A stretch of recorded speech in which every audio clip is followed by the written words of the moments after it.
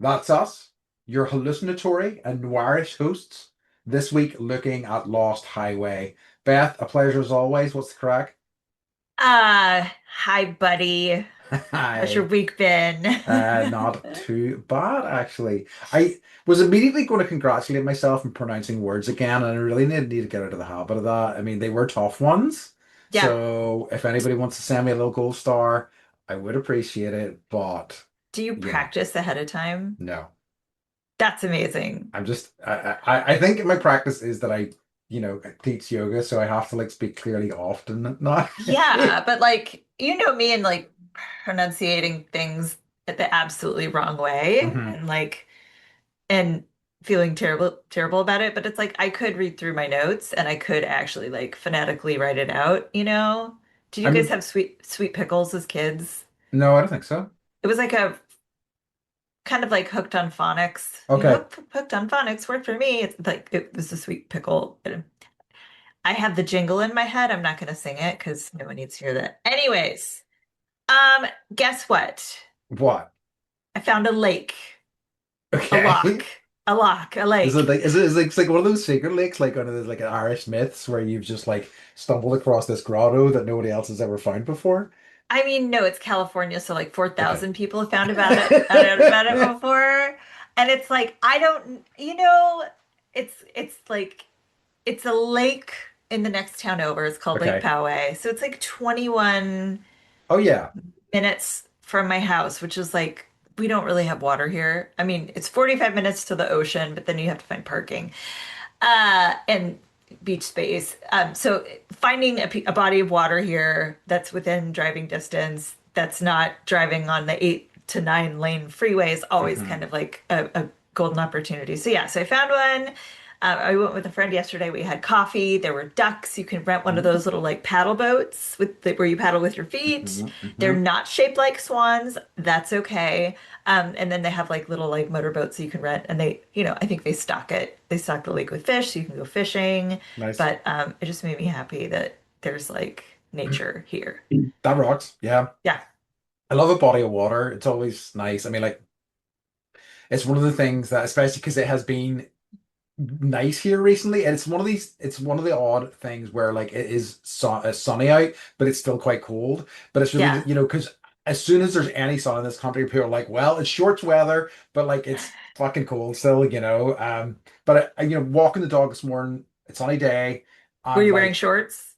I wasn't actually, and I Okay. feel ashamed to admit that, but I wasn't actually wearing shorts yet.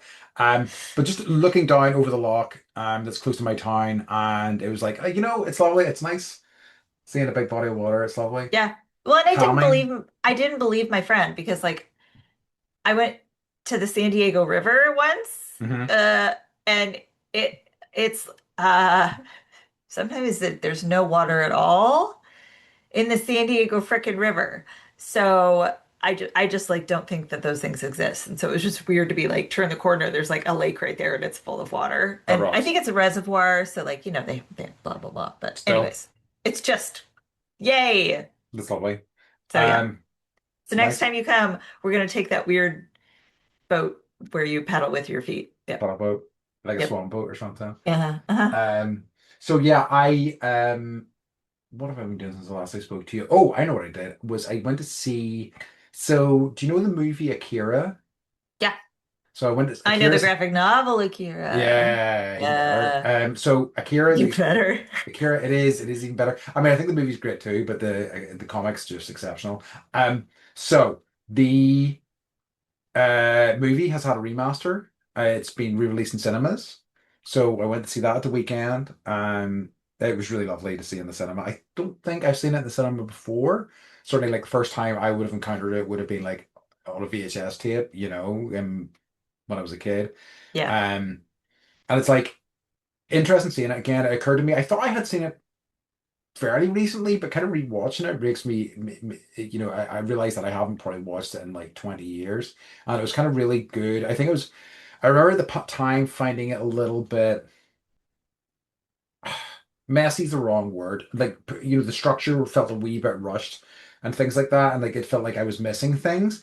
But I think maybe because I've read the comics since then, that it really did feel like such a really kind of cool complete experience. And I kind of love seeing like a really good anime is hard to beat in my opinion.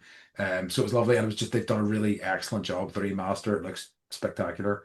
So That's yeah, amazing. really nice. I love the fact that they're doing all the re-releases Yeah. of, like Back to the Future. You can get like the popcorn bucket that's shaped like a DeLorean. That's the new Yeah. thing we're getting here, the popcorn buckets. I So I know Mike a little bit spent, about this. Yeah. yes, he spent $45 on a Yoshi popcorn bucket that's like literally it's like 2 feet tall. And he didn't tell Charles he was going to do it. So he came in, walking in the theater. Charles was just like, "What?" I was Amazing. like, yeah, so I need to $45. like, okay, I'm not gonna make you get it now, but I need to see this next time. Um, Uh-huh. I was which actually, watching it, and I was thinking because I wanted to talk to you about it this week. I was like gonna ask you like what your sort of like experience with anime was whenever you were like, did you like watch any when you were a kid? Was there any stuff that like was a particular interest to you?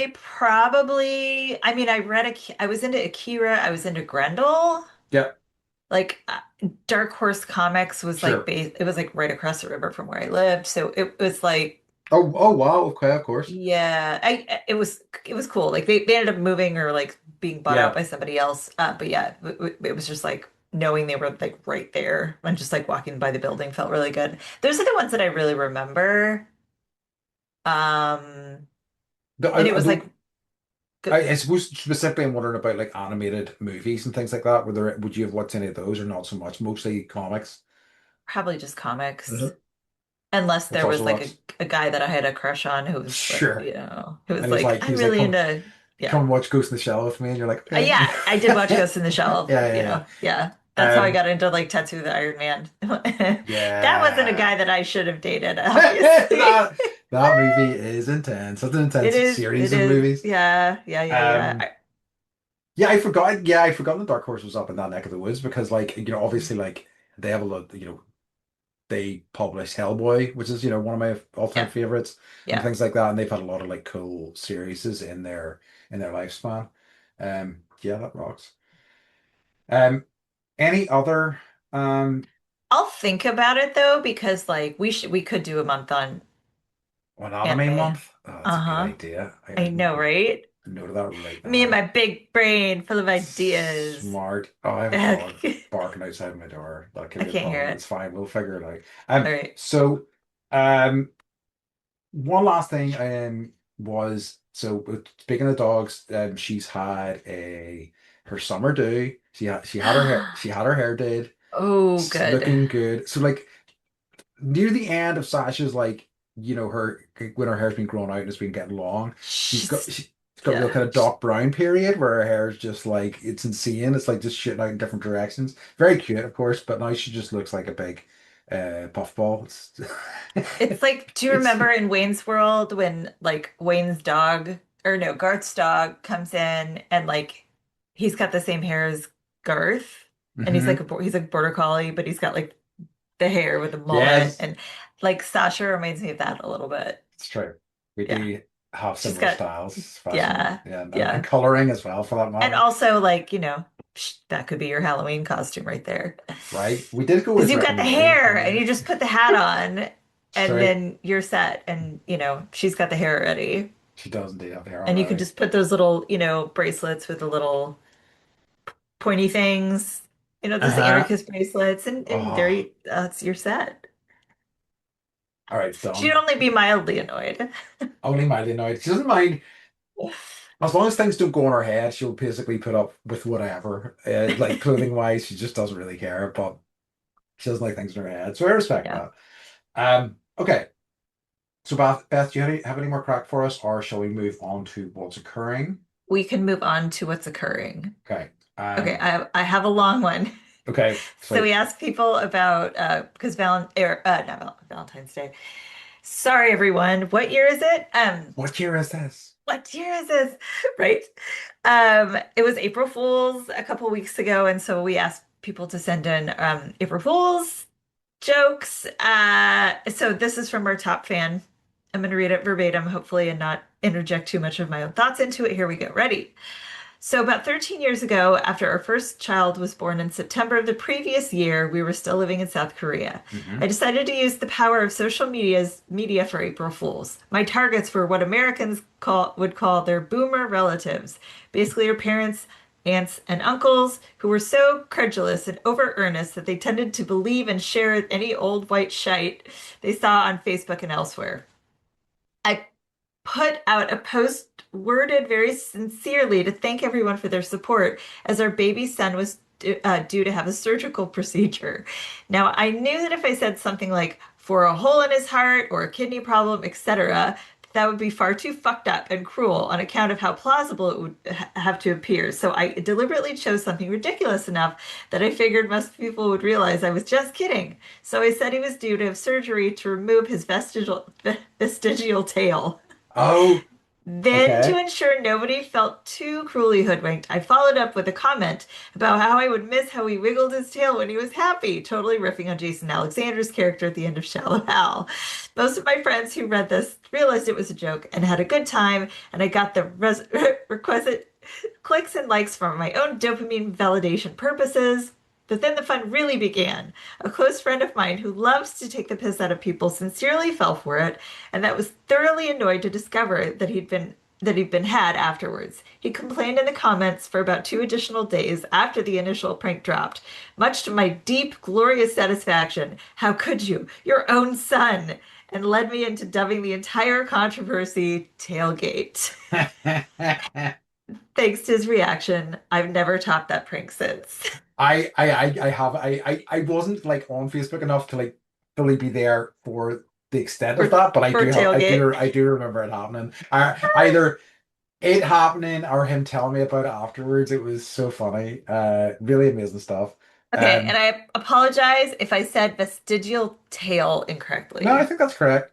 All Well, right, I tried. I gotta say the thing, and I've lifted this from somebody else that is language is descriptive, not prescriptive, and I think people understand what you're saying, and that's all that matters. Anybody who's Yeah, like, oh, well, actually, yeah, the correct way to pronounce this is blah blah blah, yeah. they're the ones who suck, in my I had a opinion. I had a guy do that at work once. We Ugh. use the term verbiage all the time, and like he was kind of like a chill guy. Like one day he snapped in a meeting. He was like, "I can't take it anymore. Verbiage is not a word. It's text. You can't say verbiage." And we were all like, and you know, Uh, I don't actually know if he was correct or not, but he writes books now, so okay, I'm yeah. sure they're really chill, Yeah, but yeah, um, yeah. I just I have something as well, which was that I've talked to Beth about this off pod a little bit. So I have been trying, and I continue to try to do this, which is to try to make the sound quality better for all of you listening at home.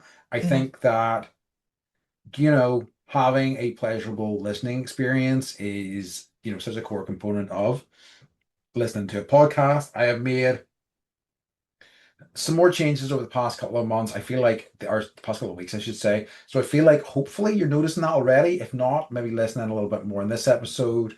I'm really making more of an effort to make this sound cleaner and smoother Mhm. and more pleasurable. So hopefully that's working.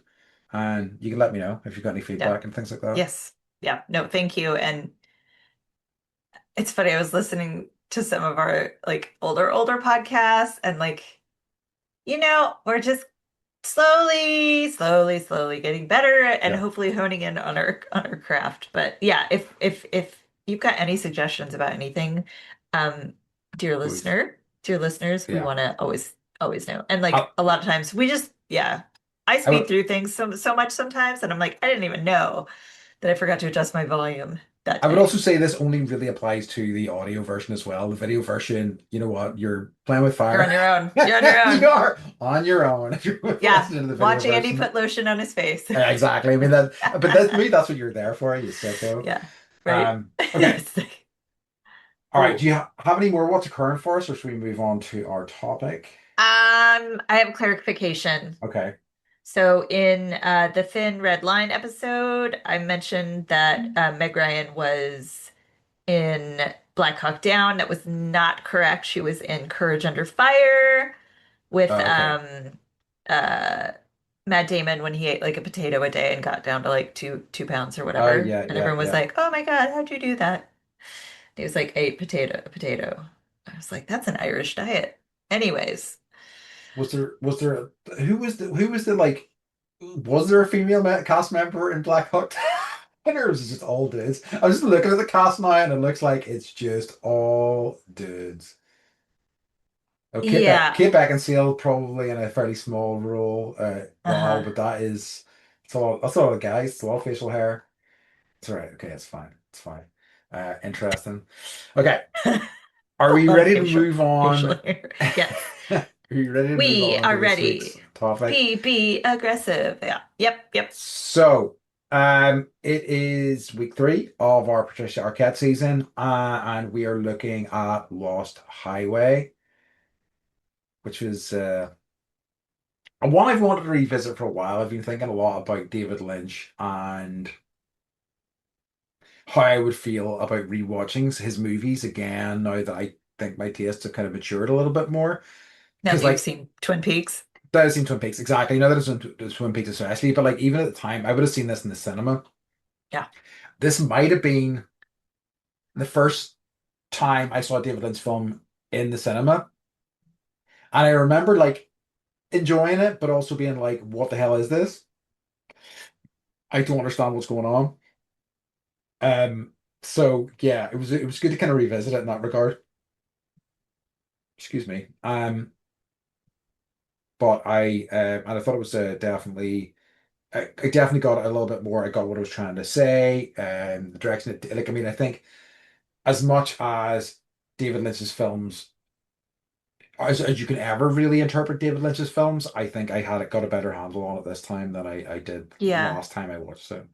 Yeah. I feel like uh this would have been like one of those movies that I would have been like, let's all smoke a bunch of weed and watch David like Yeah, yeah, and then just be like, you don't understand it because you're inebriated or whatever, and then it's okay. but the secret is that even if you do it completely Yeah, sober, you're you like, what? can, and it's just as fucked up, Yeah, and not uninteresting, but like I also watched it with a little bit of a different eye, and it's like I remember this like period of like I tried to watch Twin Peaks, but it was like I was a little young, yeah, and like my sister was super into it. She's 4 years older, and then like Fire Walk with Me came out. The book like is it Laura Palmer? That's her name. I'm yeah. Hmm. blanking. Okay, yeah. So Laura Palmer's Diary, the book came out, and like Yes, that was a big deal. I remember like reading that.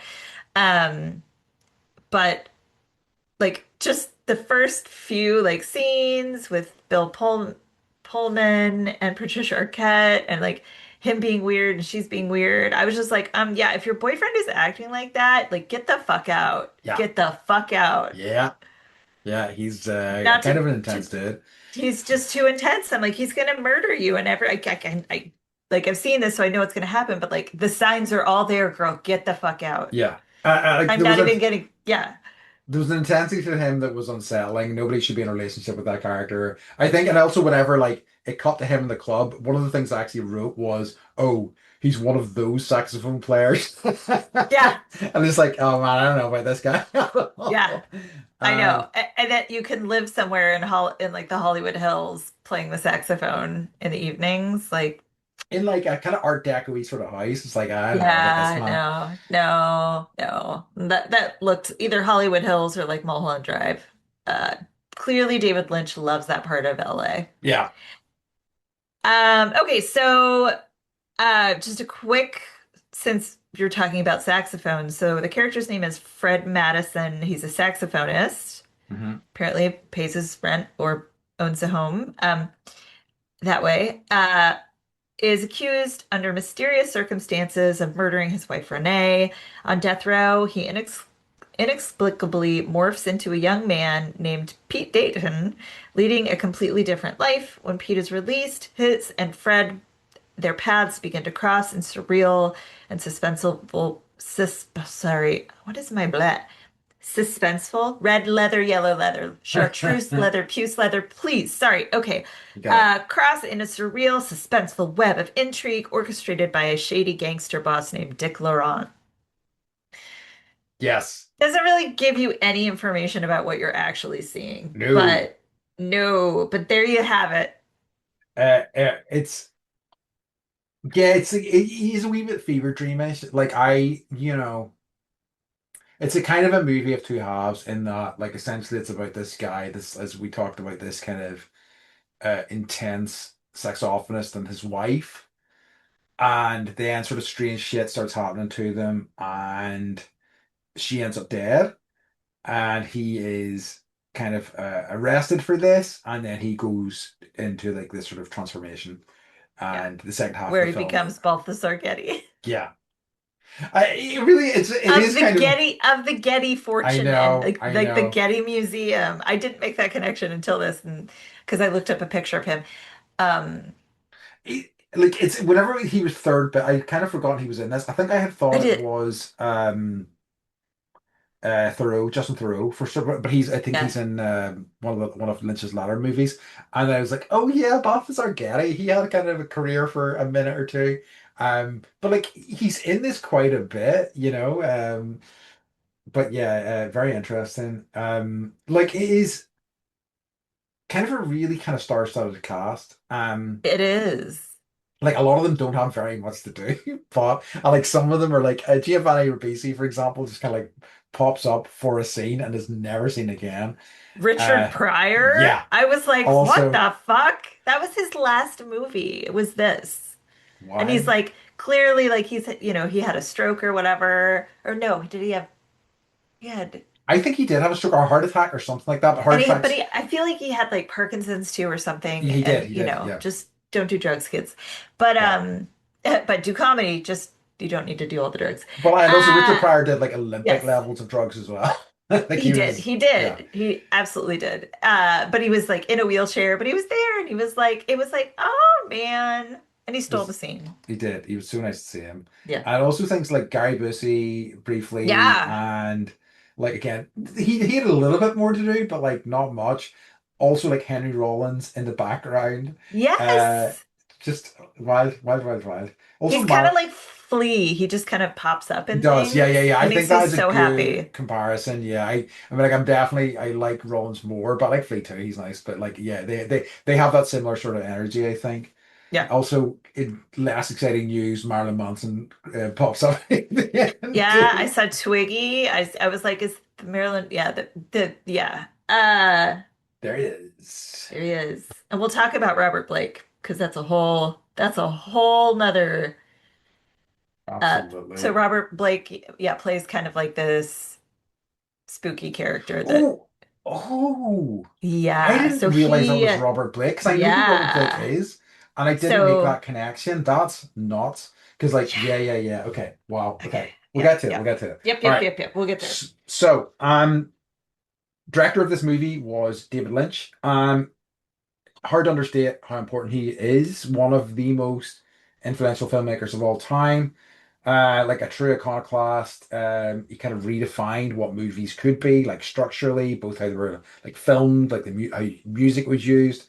Um, like, his style is so influential that the term Lynchian is often used to describe other movies that are like in this sort of realm. Um, and I That's think we I didn't know that. That's cool. Yeah, Lynchian is like a commonly used for like surreal films, which is just such a great term, and it really kind of gets you there in terms of like, oh, okay, I know Hmm. how I should at least try to like absorb this movie. Um, so he's a huge body of work. Probably most notably Twin Peaks. I mean, he has like a few huge movies as well, but that's was an enormous kind of cultural like and sort of critical juggernaut, at least for a while. Yeah. Um, but also he is a huge practitioner and supporter of transcendental meditation as well, I know. which is very cool. That's, I think, I talked about a little bit before about going on a yoga retreat a few years ago, and the lady who ran the center had like a photograph of her, David Lynch, and I was like, wow, how did you get that? And she goes, well, I'm really into transcendental meditation. He was at a conference. I got my picture taken with him. He was really lovely, That's so cool. I do transcendental meditation every day. Love it. Gold star. Someone gives me a gold star. Yeah, you deserve it. Yes. That's It's legit. great. It's Highly great. recommend it. Highly recommend it. So yeah, If like it's good enough for David Lynch, man. this is so true. So yeah, like it, it is if you don't know who Lynch is, it's worth looking into his movies. He has some very interesting works in there, but he is a director I could probably talk about for a long time. Yeah.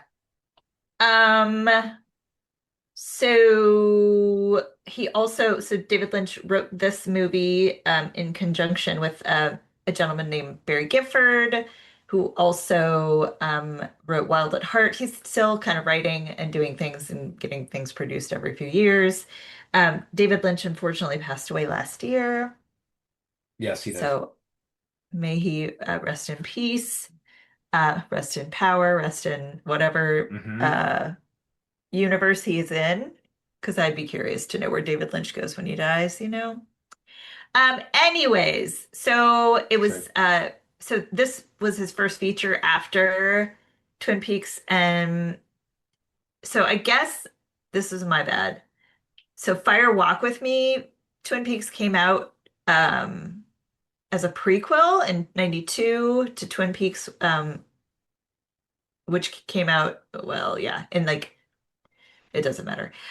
So he came across the phrase "lost highway" in the book Night People Hmm. by Barry Gifford. So that's that connection.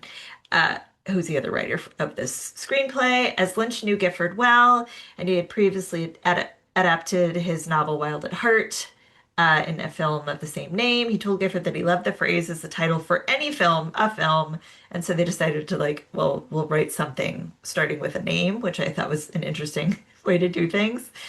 Um, so they each had their own ideas of what it should be, but then they ended up shooting Firewalk with Me. But as he was doing that, he was thinking about videotapes and a couple in crisis. And apparently, like he has this thing about how he hates camcorders, which Okay. so this is like camcorders are a big part of this film. So the idea would develop into the first part of the film until Fred is put on death row, and then like some kind of transformation has to occur. So it's like basically like they put two different movies together, Okay. kind of like Tarantino, but I think he came first. It took them Yep. 1 month to finish the script. So something interesting, because I'm always like, where do you get in? Like, where did the inspiration from this come from? The O.J. Simpson trial, Oh, interesting. and Simpson's ability to return to his like normal life after. So the scene where and also the scene where Fred hears the words "Dick Laurent is dead" over the intercom actually happened to Lynch at his own house. Ooh. So he doesn't know who it was, but he put it in the movie because, um, yeah, he like ended up that whole scene was his actual house, and he wanted like that whole thing to happen there. Um, All right. so unlike the sinister nature of the scene in the film, Lynch assumed that the stranger who left the message on his intercom had simply mistaken his house for that of the actor David Lander, who lived next door. Lynch said that idea of the mystery man, played by Robert Blake, came out of a feeling of a man who, whether or not, gave the impression that he was supernatural. So yeah, Amazing. That I know. rocks. Yeah, O.J. Simpson strikes again. Yeah, I mean, what hasn't he influenced?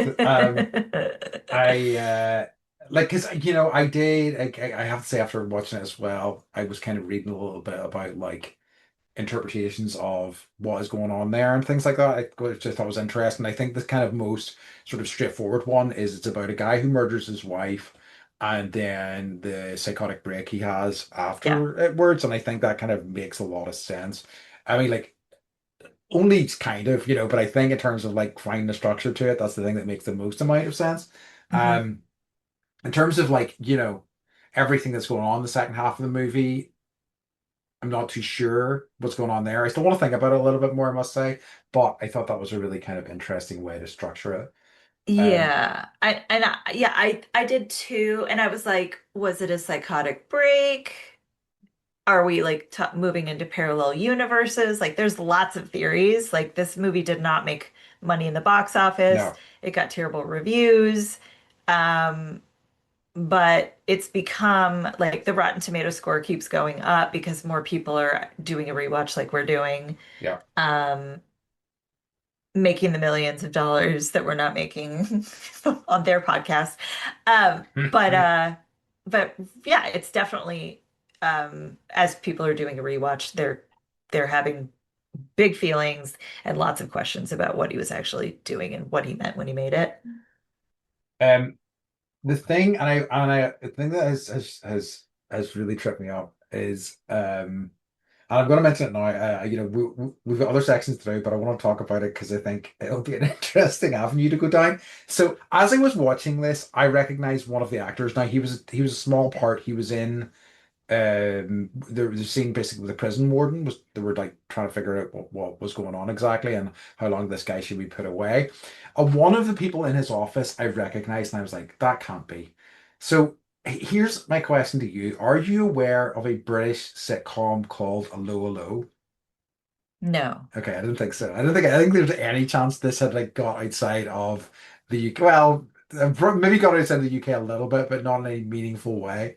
So there was this very successful sitcom in the kind of, I would say, must have been like 80s or 90s. I remember watching it as a kid, about a French cafe owner in occupied France, in occupied Paris in the middle of World War II.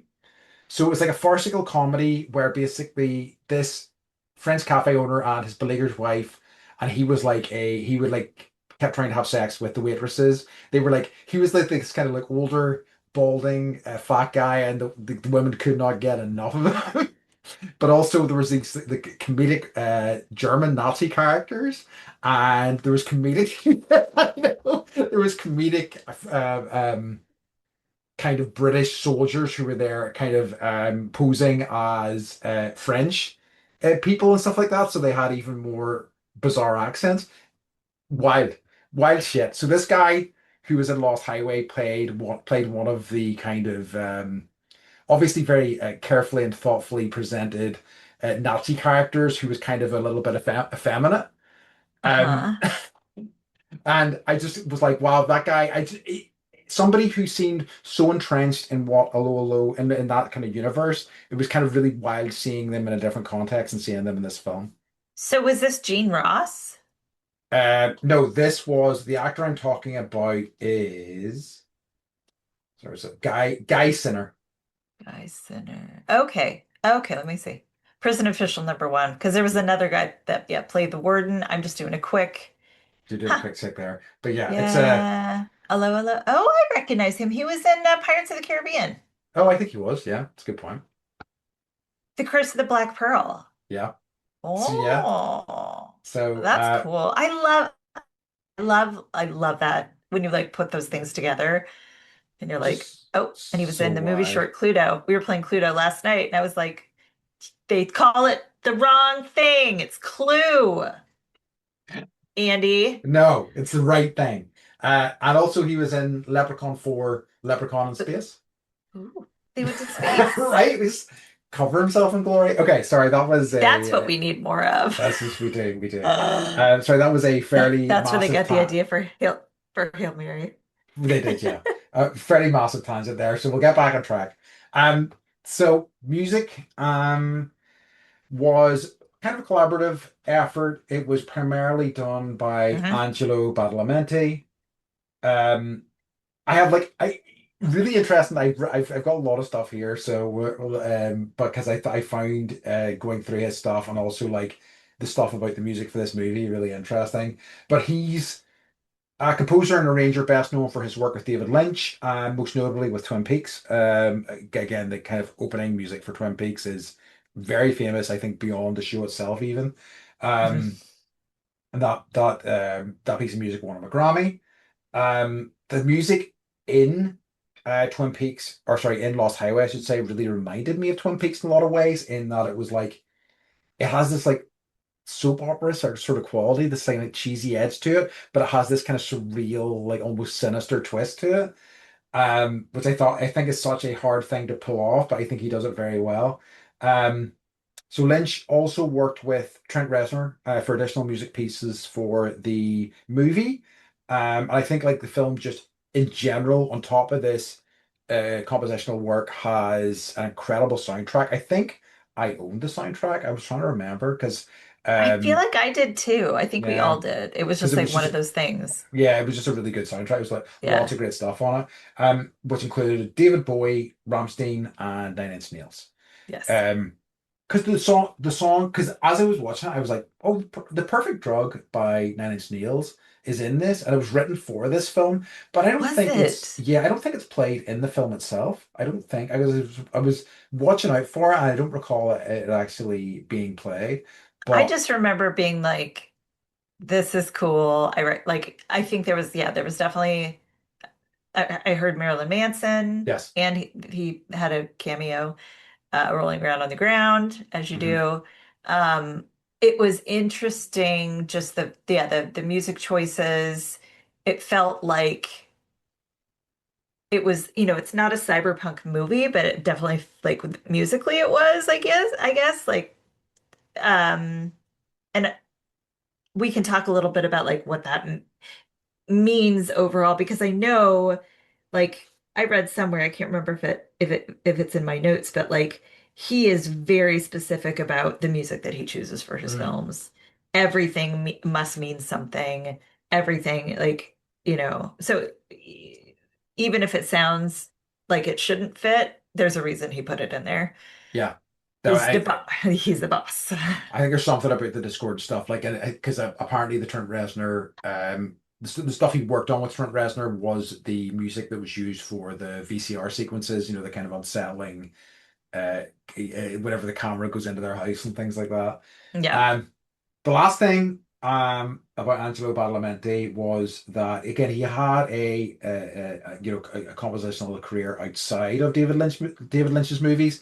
Mhm. One of the films he composed for was National Lampoon's Christmas Vacation. Are you serious? Yeah, What? which rocks. But That's yeah, there you amazing. go. Okay. Okay, so I have a fun fact for you guys about Trent Reznor. I don't know if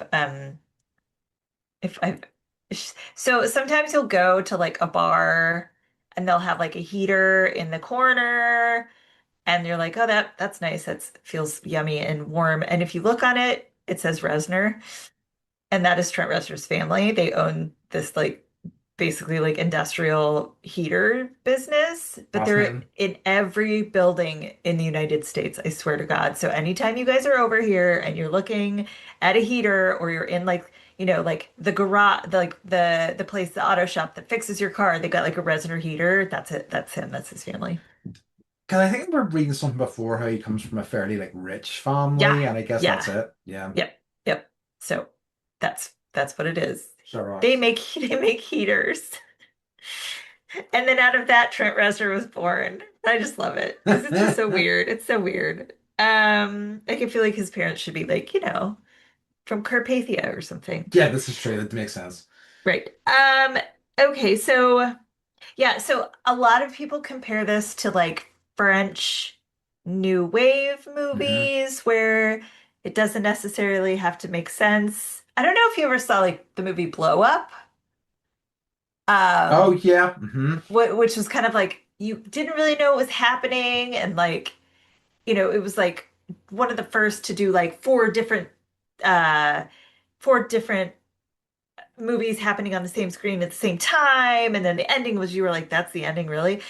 So this was kind of in that genre. I just love that he created his own genre now. Yeah. But yeah, trying to figure out you know, what's believable. None of that matters with this movie. What does matter is I love it when I get to tie murder into anything ever, because I'm a basic white female. hmm So Robert Blake he's an American actor. He's best known for the first true crime book that made so much money was called In Cold Blood. Yes. So he starred in the film In Cold Blood. He was also, there was like a TV show called Beretta. There was Helltown. And then he was the mystery man in this movie in Lost Highway. He was also so Quentin Tarantino's novel, or sorry, um, wait a minute. Okay, I don't Mhm. know if this is true or not. Quentin Tarantino's novel, Once Upon a Time in Hollywood, based on his film of the same name. So maybe he wrote a book about it. Okay. Yeah. So it's dedicated to Robert Blake, which is Oh, I didn't know interesting. that. That is interesting. Brad Pitt's character in the film, Cliff Booth, is also uh, based on him. But basically, Robert Blake um, was he was arrested for potentially murdering his wife Hmm. because he went out to dinner and someone shot her when she was in her car, and Hmm. they thought it was him, but he actually was acquitted. Got off, never really worked again. Because that'll happen. But he, yeah, Because there was a documentary about him much later yeah, on, and he yeah, essentially like admitted to it. yeah. He like basically he was mic'd up, and I can't remember the name of the documentary, but like he was mic'd up and went to the bathroom and was all like, "These fucking idiots, they'll believe anything." Tell them sort of thing, and it's like, "Jeez, you, oh my God, the That arrogance." might have been Robert Durst. Oh, was it maybe? Okay, The okay, then maybe jinx, yeah, when he you're right. like You're went in the right. bathroom and he's I'm peeing and you conflating. can hear him peeing and he's like, what did they think happened? He's like, I killed them, like, or it's something along the lines of like, That's it. That's it. I'm what conflating. I'm happened? I conflating the killed them two. all. I killed them all, of course. So that's a documentary we have to watch. So let's Yeah. Okay. add Okay. that to our pretend list. Okay, so anyways, yeah. So Robert Blake, man, I saw him and I had followed that whole like trial and everything. So it was just interesting that was in there. Yeah. No, that is. That's. Yeah. No, I. Almost ever, yeah, Robert Blake, the murderer. Yeah. And That guy. also, there was a line in the movie that I liked was, how did you meet that asshole Andy anyway? And I was like, Yeah. Yeah. Yeah. Yeah. ah, That Andy guy burn. was a real piece of shit. Like, and then like Yeah, I didn't write that down. I was like, does he have the worst facial hair ever committed to film? It's like he's why it's so offensive is it would be really hard to do and maintain. It's like it's like a like very pencil thin mustache that goes all the way along the top of the lip, and then the tiniest soul patch you've ever seen. It's minute, and I'm like, that's awful, dude. yeah. That's the absolute pitch. Like And the maintenance and the look, just oh, it's to what end? Like to be, yeah. I want to look at the creepiest motherfucker on the planet. You succeeded, my friend. It's awful. I think like he is one of these guys, and I've seen him in films before. I can't remember the name of the actor off the top of my head. I will find it. Who like he kind of like he looks like a creep anyway, Michael Massey. But like with that mustache and that freaking soul patch, he just looked like the creep of all creeps. Creepy creep. Creepy creep. Sorry, I'm also looking him up. Yeah. Yep. Yep. Yep. Yep. Okay. Um, okay. So I wanted to talk. I was like the art, Patricia Arquette and Yes. like the Arquette family. Mhm. They're all famous. Like I don't know. I was like, Yep. where did they come from? How do you all Mm. become? So, she came. I think they were in a cult. They call it Oh, a they mhm. call it a commune. So for a time, her family lived in a commune in rural Virginia. She said that they became poorer the longer they lived there, and she believes that that experience enlarged her empathy. She seems just like a cool chick. Yes, she does. Like I love the way she doesn't overact, she like underacts, and the Yeah. way, but she does it so well that like she's so believable. I don't know, like her intonation, her cadence. Hmm. I love it. I love watching her always. So her father was an alcoholic. Her mother was violently abusive. When her kid was 7, they moved to Chicago. Poor thing had to go to Catholic school, so we all know how Hmm. that that goes. And then she decided she wanted to be a nun at one point. At the age of 14, she ran away from home after learning her father was having an affair, and she settled with her sister, Rosanna Arquette, who was in Pulp Fiction Yeah. in Los Angeles. And then I guess her dad got into the business too during doing like films and commercials and voiceovers. He was on The Waltons, which was the show. Wow. Yeah, here before, yeah. So she wanted to be a nun, and then she wanted to be a midwife, and then she was like, I guess I'll be an actress. Um, so yeah, That rocks. yep, Um, yeah, I think I remember reading something about because well, sorry, I know Rosanna Arquette, David Arquette is also yes, like famous slash infamous. He has went like yes, off the deep end in recent yes. years. He was Uh, like besties with Paul Rubens, yes, yes, who was yes. Pee Wee Hmm. Herman. So, which I Wild. love. Like, I just owe to be a fly on the wall and hang out with those guys. Absolutely. Yeah. So, but I thought in this role, I thought she did a great job, and she was playing like two different people, or they were the same person, but they had different wigs on, and she looked great in both. Black She hair did. or blonde, Patricia looks fabulous. Surely did. Surely did. Um, the thing I wrote as well was this is quite early on, which was high heels in the house in the morning.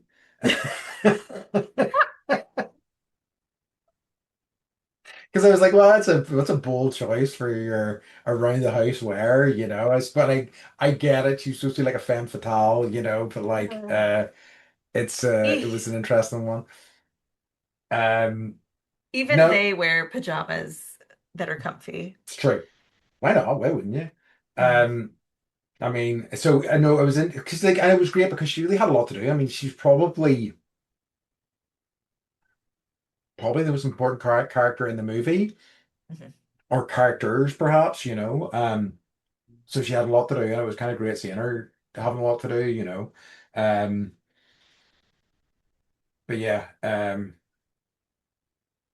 where I was going with that. I think that they all did a great, like I was trying to pick like favorite actors, and like Balthazar Getty, I remember him from like, was he in Lord of the Flies? He was in The Outsiders. Like he had, you know, he had, I mean, when you're a Getty, you can probably do whatever you want. But I thought, you know, even though he comes from, he's a billionaire or whatever, I thought he did a Yeah, really good job in this role.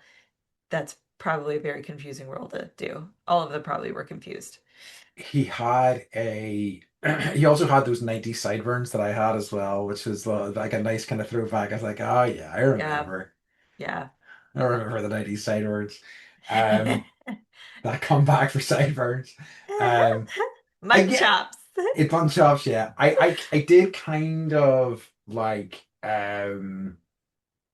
you wonder what had happened to him because when his name popped up, I was like, oh yeah, I haven't thought about that name in a long time. But like Did you Google his face? I did. And like I was like, oh yeah, but like it seems like he just went and did something very I think different. he's a, Like yeah, I think he's like a DJ yeah, now he's or a something. musician, yeah. I think that was kind of what his interest was, I think, more than anything, you know, which is fair play to him, you know. Hmm, hmm. Okay, so I have some facts. If you're ready to hear them. Yeah, go for it, please do. Okay, so yeah, so yeah, the house in which Fred Madison Bill Pullman lives, along with most of the furniture actually, belongs to and was designed by David Lynch. In his off time, he would also have designed and built houses apparently.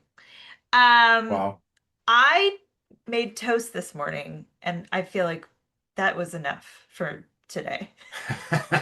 There are some people who just like to be doing working in projects all the time. I know. I I wish have it was me. yeah, I have nothing but respect. I think that like it's also people who like turn those sorts of things into your hobbies, you know, whereas like I need to like completely disengage in my hobbies. I need to like completely remove me from the real world, you know. So you know, fair play to them.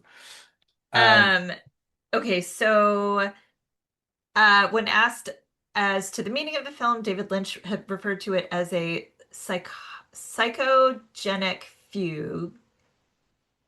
Sorry if I said that wrong. Form of disassociation where a person temporarily loses awareness of their identity, including their memories and their personality, which, okay. like, I know it happens, and I just, that it must be so difficult to have that kind of brain where all of a sudden, like, you're someone else. And, Yeah, you know, it's you know, and obviously through the kind of Lynchian sort of lens because it's like such an interesting thing to explore, but it feels mhm. like, you know, there are elements of this movie as well that feel like, you know, are they real? are they just being observed by this one person, or are the character, what's exactly going on here? Um, which, I think is such an interesting way to even to look at something like that, like some sort of like, some sort of psychotic break, because, who knows how that actually manifests itself in terms of a person? Yeah. And I wonder about that sometimes. Yeah. Um, I don't think I've had one yet. No. Um, okay, so Siskel and Ebert, the film critics, gave the film um, a negative review on their show. David Lynch issued a new poster calling the thumbs down verdict two more reasons to see Lost Highway. Uh, as for his opinion, Siskel said, "I found it petty," which I like. Okay. Okay, petty. I know. So not to be like Patricia Arquette is such a badass, but here's a story for you. Uh-huh. So she gave an interview in 2019. PBS does this thing called Actors on Actors. I don't know if you guys get put Yes, the I'm aware of okay. it. Uh-huh. Okay. Uh-huh. So I don't remember who she was talking with, but she recalled doing one of her nude scenes in this film, and she admitted she chose to play characters more sexually confident than herself, including performing nude and sex scenes. Arquette added, I'm completely opposite in my personal life. I was born really modest. I don't want anyone to see me naked. When it came to time to film, she made sure the only crew members that were there were necessary. And she said, maybe this was inappropriate. Maybe I could get sued for this. But I told everyone, I'm going to take off my robe. If I turn around and I see you and I know you don't need to be on set, I'm going to come and I'm going to punch you in the face. All of a sudden, about 40 people went scattering into the desert. Amazing. That rocks. Right? Good for her. I know. I mean, she looks incredible in this film. I mean, like, I she's know. naked a lot, but she looks absolutely sensational. Yeah. Good job. And, Yeah. uh, I'm also proud of those people that decided to listen to her words and get the fuck out of there while she was filming. I think she Um, probably, like, she talks the talk, she probably walks the walk, so she probably would punch them in the face. So I it's just know, I smart. know, I But that know. rocks. So Bill Pullman, Hmm. speaking of saxophones, he actually was playing the saxophone in the scene in Oh, the nightclub, really? which is like really intense and sweaty. It is. That's hard. I Yeah. know. So he did not know how to play before signing for the part. He only learned to play that particular like solo, which was supposed to be improv jazz, which is my least favorite type of music Sure. ever. So I was like, of course it's improv jazz, but he did good. It was very sweaty and very realistic. Yeah, it really did. I was I like, he think is earning his keep I playing the think sax to was afford that well. to afford David Lynch's house. It's true. Like I think it was the hard cut as well from them having a really kind of quiet scene, just this burst of like Yes. jazz. You're like, whoa, Yes. okay, holy shit. Yes. Yeah, it was a lot. It's kind of like when you're watching Mad Max Beyond Thunderdome and Tina Turner like whips out the We will saxophone and be you're like, another. "What?" Yeah, yeah, yeah. Yeah, and you're like, "Okay, she can't get any cooler either," which we need to Shut. watch that. Also, okay, last few things. Hmm. Um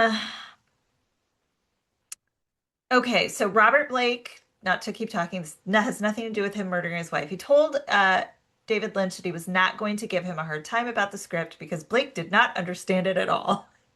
He also said he felt his character was the devil, which, Hmm. and he like he cut his hair really short, he shaved his eyebrows, and he put like kabuki, Japanese kabuki, like white powdered face Yep, on. So he looked freaky as shit. he does. And yeah, I can see him as the devil. Um, and yes, so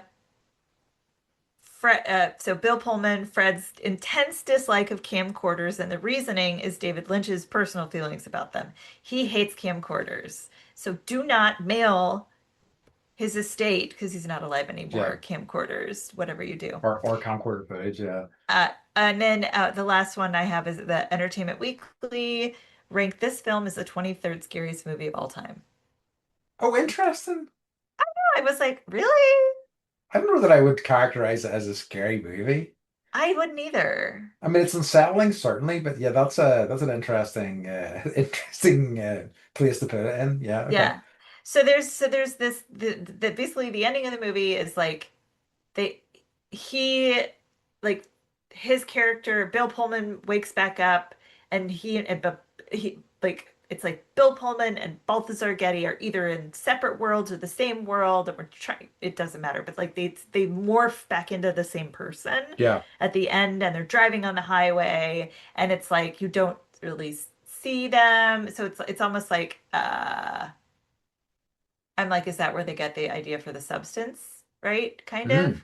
Because then it's like that's kind of where my mind went. I'm like, they're turning into like the blob of a human, two Yeah. humans, becoming one. Anyways, I'm sure influential, like all the kind of body horror stuff in the substance, that would kind of make sense.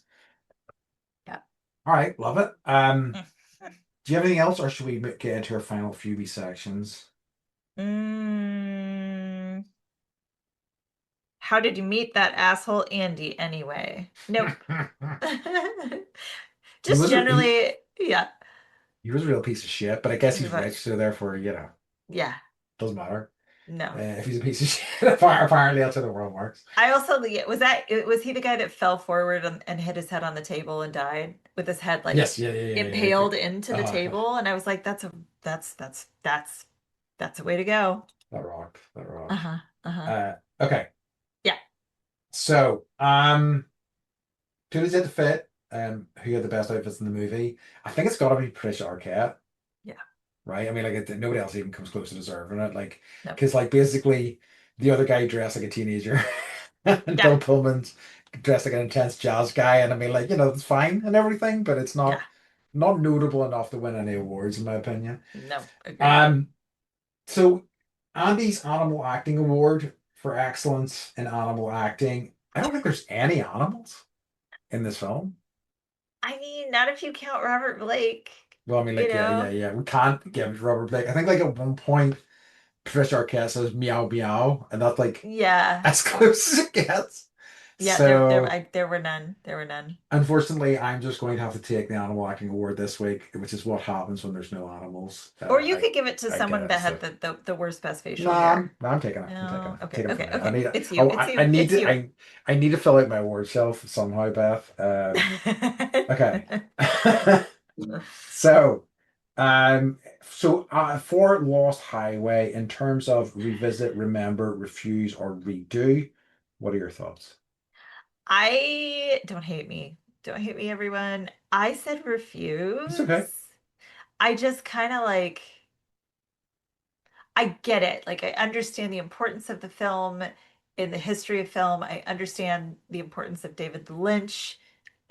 I was super into Twin Peaks. I've seen a lot of his other stuff, but I just didn't Oh, feel like a it lot of was, it's unpleasant. yeah, yeah, Yeah. So yeah, I totally get it. Yeah, I can totally understand that. I think I'm kind of like that.